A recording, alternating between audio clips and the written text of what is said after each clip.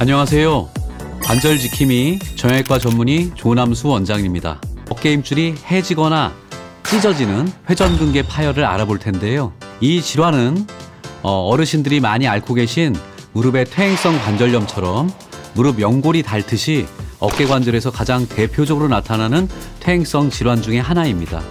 무슨 말이냐면 노년이 되어 연세가 드셔서 어깨가 아플 경우 대부분 이 질환 때문일 수 있다는 겁니다. 회전근개는 말 그대로 팔을 이렇게 회전시킬 때 쓰는 근육과 연결되는 어깨의 중요한 힘줄이라고 볼 수 있습니다. 그래서 어깨를 감싸는 4개의 힘줄을 회전근개라고 하는데, 이 날개뼈와 어깨를 이어주는 이 상완골의 머리 부분을 연결하는 어깨 힘줄이라고 볼 수 있겠습니다. 여기가 왜 파열되느냐? 답은 간단합니다. 결과적으로 연세가 드시고 세월이 가면서 많이 써서 파열이 생길 수가 있습니다. 빳빳하던 옷감도 자주 비비면은 점점 해지는 것처럼, 옷도 오래 입으면 해지는 것처럼 근육과 힘줄도 많이 쓰면 쓸수록 약해지고 점점 닳아서 상처가 생기듯이 찢어지는 일이 생길 수 있는 것입니다. 많이 써서 아픈 거면 좀 쉬면 저절로 좋아지지 않을까 생각하신다면 절대 아닙니다. 힘줄의 부착 부위가 찢어진 것이기 때문에 이것은 자연 치유가 될 수 없습니다. 힘줄이 뼈에 가서 그냥 아물 수 없기 때문에 저절로 낫지 않는다는 말씀입니다. 그냥 방치할 경우 파열도 점점 커지고 심해지고 그 뿌리가 되는 근육도 일을 하지 못하기 때문에 근육이 위축되면서 말라지게 되고 다시 돌이킬 수 없는 정도까지 변화될 수 있기 때문에 그냥 자연 치유되지 않는 것을 반드시 꼭 기억해 두셔야 할 것 같습니다. 먼저 회전근개 파열의 증상을 보자면 어깨 관절과 그 주변을 싸고 있는 삼각근 이런 쪽의 근육통부터 시작해서 아래로 좀 내려오는 통증이 좀 일반적이고요. 그리고 이렇게 팔을 들어 올리거나 무거운 물건을 들 때 그때 보통 통증을 많이 호소하게 됩니다. 보통 팔을 들어 올릴 때 한 60도에서 120도 사이에서 올리는 과정 속에서 힘줄이 좁은 공간 속에서 마찰이 가장 크게 일어나기 때문에 그 각도에서 통증을 가장 심하게 호소하는 것이 일반적입니다. 그래서 여러분들이 팔을 쭉 올려서 귀까지 올려볼 수 있는 동작을 해보실 수 있겠는데, 이 과정에서 어느 정도 올라가다가 통증이 생기니까 아파서 못 올리겠다 하시는데 반대편 손으로 잡아당겨서 올리면 어느 정도 그래도 수월하게 올라갈 수 있다. 이거는 결국 근력이 떨어지면서 생기는 증상일 수 있거든요. 그래서 이러한 경우 어깨 힘줄 파열인 회전근개 파열의 가능성이 높다고 할 수 있겠습니다. 하지만 본인이 팔을 올리다가 힘들었는데 누가 도와줘도 여전히 팔을 올릴 수 없다. 이런 경우는 근력 저하보다는 어깨 관절 자체가 굳어서 생기는 문제일 수 있기 때문에 이럴 때는 오십견을 의심하셔야만 합니다. 회전근개 파열의 특징이 누운 자세에서 더 악화되는 경향을 갖고 있습니다. 왜냐하면 눕게 되면은 힘줄이 지나다니는 공간이 좁아지기 때문에 밤에 통증이 더 심해지는 양상을 보이는 경우가 많습니다. 진단 방법으로는 엑스레이, 초음파, MRI 같은 영상 검사도 있지만 심한 경우 진찰할 때 이 파열된 게 바깥에서 만져지기도 합니다. 따라서 진찰이 굉장히 중요합니다. 회전근개 파열이 진단됐을 때 처음부터 무조건 다 수술하지는 않습니다. 파열 정도가 굉장히 다양할 수 있기 때문인데요. 파열의 크기가 5, 6mm 이하의 작은 파열이거나 고령의 환자분들의 경우에는 일단 약물치료, 주사치료, 스트레칭 같은 관절 운동과 근력 강화 운동 같은 비수술적 치료를 먼저 시행해 볼 수 있겠습니다. 증상이 심하고 낫지 않는다면 그때 비로소 수술적 치료를 계획할 수 있습니다. 수술은 파열된 힘줄을 원래 힘줄 부착부에 봉합하고 원인이 되는 염증을 제거하고 다시 또 이런 힘줄들이 좁은 공간 속에 충돌이 일어나지 않게 이 주변 공간을 청소하는, 뼈를 일부 다듬어주는 수술까지 포함해서 함께 시행하게 됩니다. 하지만 힘줄 파열이 상당히 진행돼서 봉합이 불가능할 정도로 상당히 진행된 경우에 발견이 되고 근육 위축까지 함께 진행된 경우에는 봉합 자체가 불가능할 수 있기 때문에 다른 치료 방법이 없을 만큼 심하다면 결국 마지막 단계로 인공관절 수술을 고려하게 되는 경우가 있습니다. 우리 몸에서 가장 많이 사용되는 어깨 관절, 통증이 일단 시작됐다면 지금까지 말씀드린 대로 다양한 이런 문제들이 생길 수 있기 때문에 절대 진단을 미뤄서는 안 됩니다. 이러다가 괜찮겠지 하는 마음으로 지내시다가 결국 중요한 힘줄이 다 말라버리고 근육까지 말라버리면 나중에 치료 방법이 없기 때문에 적절할 때 진단을 잘 받고 회복 가능할 때 적절한 보존적 치료 또는 힘줄 봉합술 등 적절한 치료를 통해서 여러분의 어깨를 잘 지켜서 좋은 상태로 평생 건강하게 잘 지내셨으면 좋겠습니다. 무엇이든 물어보세요. 어깨에 관한 모든 것 저는 운동이라곤 홈트 정도밖에 안 하는 20대 후반 여자입니다. 무리 가는 운동은 해본 적도 없는데 어깨가 아파서 병원에 갔더니 오십견이라고 합니다. 이게 말이 되나요? 오십견은 50에 오는 병이 아닌가요? 정확하게 진단받으려면 검사를 해야 한다는데 그럴 필요가 있는 건가요? 도대체 오십견의 원인은 무엇인가요? 흔히 50세가 되면 나타나는 병이라고 알고 있는 오십견은 사실 나이와 상관없이 나타날 수 있습니다. 육아휴직을 하고 아이를 돌보던 젊은 아빠들도 병원에서 오십견을 진단받기도 하는 거죠. 또 특별한 운동도 안 했는데 어깨가 아파서 병원에 갔는데 오십견이라는 얘기를 듣고 깜짝 놀랐다는 분들도 주변에 많습니다. 우리가 오십견이라고 부르는 이유는 사실 병명이 어려워서입니다. 다른 말로는 동결견, 영어로 얼어붙은 어깨란 뜻으로 프로즌 숄더라고 부르기도 합니다. 또 질환의 특징을 가장 잘 표현하는 용어 중에 하나로 유착성 관절낭염 또는 유착성 피막염이라고 부르기도 합니다.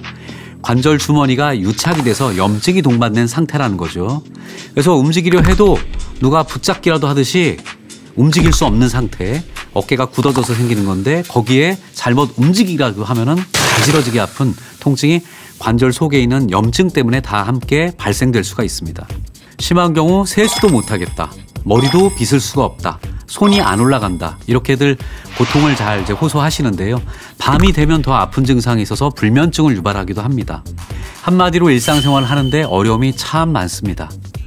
시간이 지나면 나아지려나 하고 치료도 하지 않고 방치한다면 나중에 정말 더 굳어지고 염증이 심해져서 진짜 움직이기 더 힘들어질 수도 있습니다.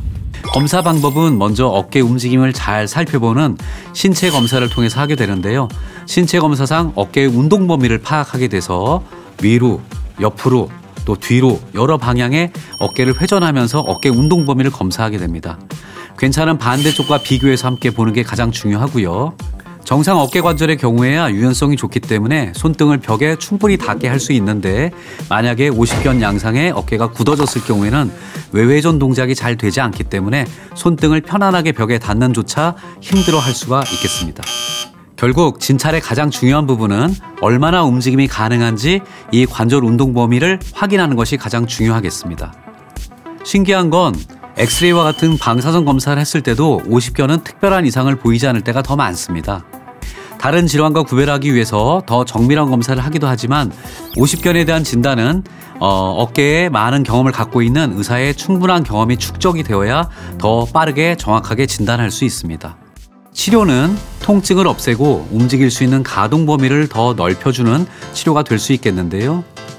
통증을 줄이기 위해서 염증을 가라앉히기 위해서 먹는 약이나 주사 치료도 있지만 필수로 병행해야 할 것이 물리치료 또는 운동치료입니다.